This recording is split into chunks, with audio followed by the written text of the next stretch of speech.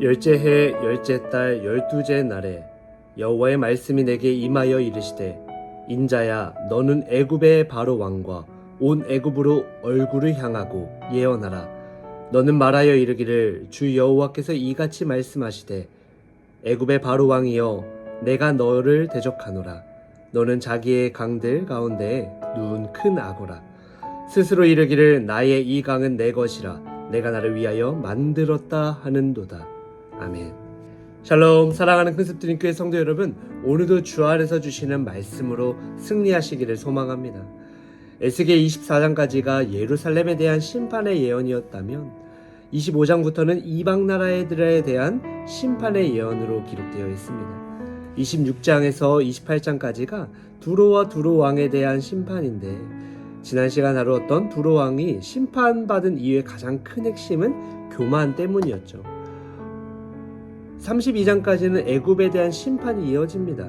애굽이 심판받은 이유도 또한 교만입니다. 여러분, 교만하면 안 됩니다. 교만 중에 가장 큰 교만은 자신이 하나님이냐 마냥 행동하나 말하는 것입니다. 하나님께서는 두로 왕의 교만을 지적하시면서 그의 마음이 하나님의 마음 같은 채 했다라고 분명 에스겔서 28장의 말씀을 통해 말씀하시죠.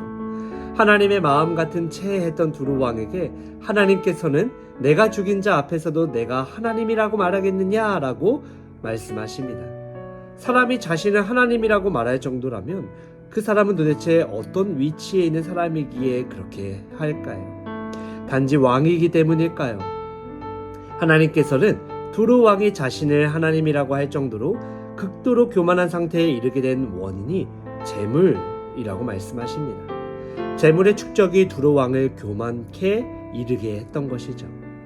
오늘 본문에 등장하는 애굽 왕도 마찬가지입니다. 3절의 큰 악어는 애굽의 바로 왕을 비유한 것인데요. 바로 왕의 교만 역시 소유 때문이었습니다. 하나님께서 창조하시고 은혜로 주신 이 자연조차, 나일강, 이자초다, 이 자체도 자신이 만들었다라고 말하고 그것이 자신의 소유라고 말하는 교만에 빠져 있는 것입니다. 돈과 소유물이 인간을 교만하게 만듭니다. 교만한 자들은 자신이 똑똑하고 지혜롭기 때문에 돈을 많이 벌었다라고 생각합니다. 그들은 자신들이 지혜롭기 때문에 탁월한 경영과 남다른 비법으로 돈을 많이 벌었다라고 생각합니다.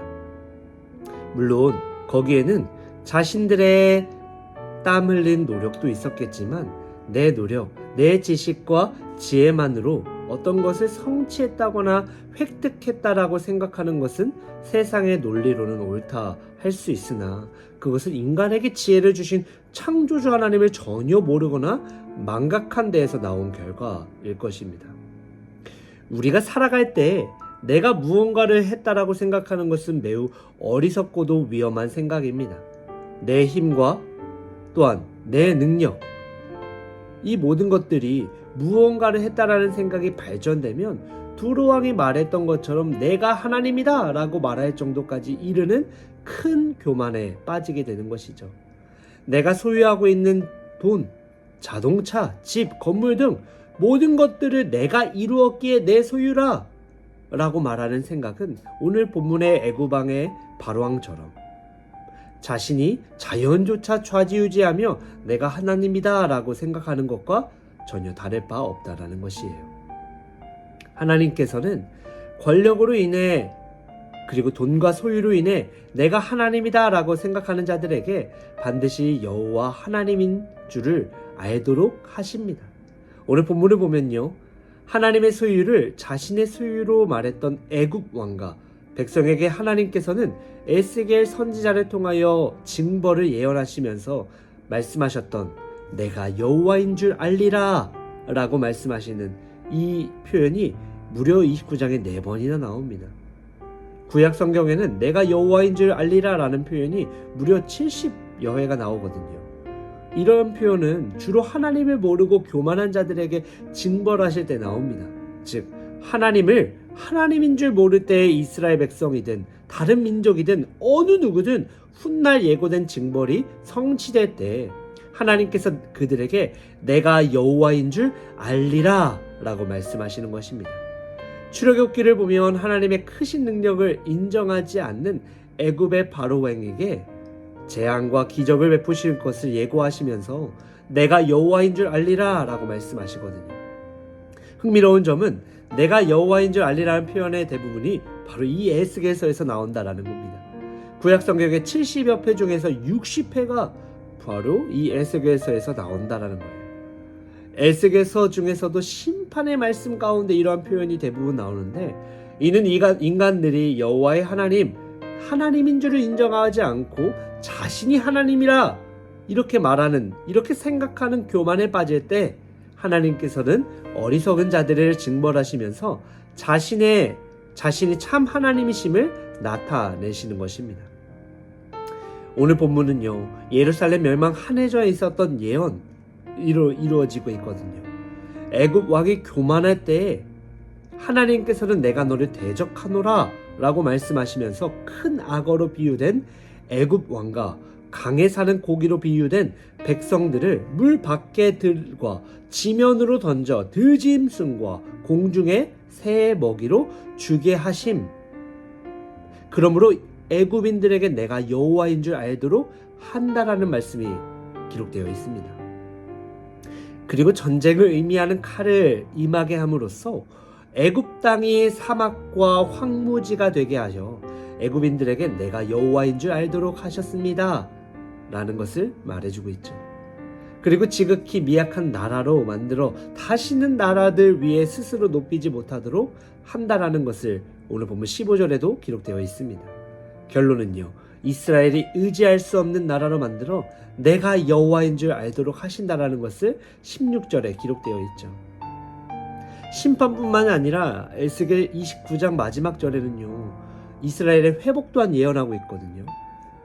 우리가 내일 살펴볼 말씀이지만 21절에 뿔이 돋아난다라는 것, 1차적인 의미로 이스라엘의 회복이며 더 중요한 의미인 힘과 능력에 상징하는 하나님의 나라가 도래될 것이라는 이 죄악된 세상의 회복을 말하고 있다는 것입니다. 장차 메시아 예수 그리스도가 오실 건데 그 날에 이스라엘뿐만 아니라 하나님께서 택하신 자들의 구원의 날이 되기에 절망과 죄의 권세 아래에 있는 자들에게 훗날에는 하나님께서 여호와인 줄을 알도록 하신다라는 말씀이죠. 여러분, 예수님께서요, 이 땅에 오신 이유도 피조물인 인간이 창조주 하나님인 여호와인 줄을 몰랐기 때문입니다. 인간 스스로 만든 신을 하나님이라고도 하고 눈에 보이는 업적들을 자신의 힘과 능력으로 이루었다라고 착각하면서 스스로 하나님이라고도 하기도 했는데, 이것은 곧 창조주 여호와 하나님이 하나님인 줄을 몰랐기 때문이죠. 예수님께서 이 땅에 오신 후 2000년의 세월이 흐르고 있지만 여전히 우리의 세상을 보십시오. 세상의 많은 사람들이 스스로 하나님이라고 착각하며 인본주의, 자본주의, 만몬주의에 빠져 있습니다. 돈이 많은 사람들 중에 돈이 최고라고 생각하는 사람들은 자신이 여전히 하나님이라고 생각하는 사람들도 있죠. 그것은 돈이 모든 것을 할 수 있다라고 생각하기 때문입니다. 가진 것이 없는 자들 중에는 돈 많은 자들을 선망하며 돈을 많이 벌기 위해 부단히 노력하며, 비록 그들이 적게 가졌을지라도 추구하는 바가, 나의 가치가 돈과 물질이라면 여호와를 하나님으로 인정하지 않고 살아가는 사람들이라는 것이죠. 가정의 경제 여건이 좋지 않은 사람 마음 한 칸은 어떻게 하면 돈을 잘 벌어볼 수 있을까 하는 생각을 하고 있다면, 왜 내가 돈을 벌어야 하는가, 그리고 그 번 돈으로 무엇을 할 수 있을까에 대한 성경적 답이 정립되지 않아 돈을 벌려고 바등바등 거리는 삶, 바라기는 여러분의 삶이 이러한 삶이 되지 않기를 간절히 바랍니다.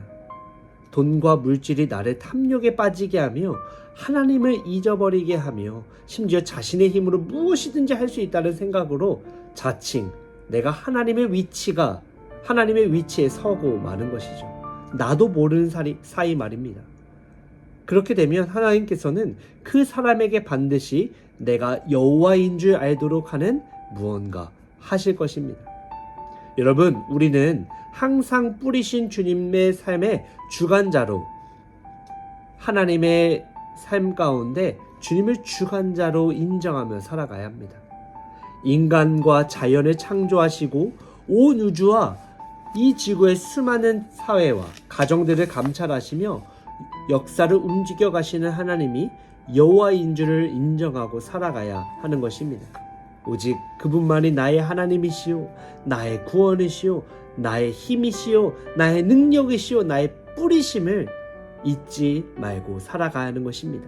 간절히 바라기는 이러한 삶을 통해 내가 하나님의 위치가 아니라 하나님이 내 마음 가운데 가득하고 내 삶 가운데 가득하여 하나님을 높이며 하나님의 영광을 구하며 살아가는 저와 여러분의 복된 인생이 되시기를 주님의 이름으로 간절히 축원합니다. 함께 기도하겠습니다. 역사의 주인이 되시는 하나님 아버지, 오늘도 구별된 시간으로 하나님 앞에 나와 예배하게 하시니 감사합니다. 오늘 말씀을 통해서 세상의 어떤 권세와 힘도 하나님보다 높아질 수 없으며 모든 역사를 주님께서 다스리심을 다시 한번 깨닫게 하시니 감사합니다. 우리도 세상의 능력과 자신의 경험을 의지하며 살아갈 때가 많습니다. 주님, 우리의 교만을 용서하여 주시고 오직 하나님만을 신뢰하며 겸손히 순종하는 믿음을 허락하여 주시옵소서. 흔들리는 세상 속에서도 두려워하지 않게 하시고 변함없으신 하나님만 바라보며 믿음으로 살아갈 수 있게 하여 주시옵소서. 오늘 하루도 우리의 걸음을 인도하시고 우리의 생각과 말과 행동이 하나님의 뜻을 드러내는 삶이 되게 하여 주시옵소서. 예수님의 이름으로 기도합니다. 아멘. 사랑하는 여러분, 오늘도 주신 말씀을 갖고 하나님과 동행하며 승리하는 믿음의 여정 되시기를 축복합니다.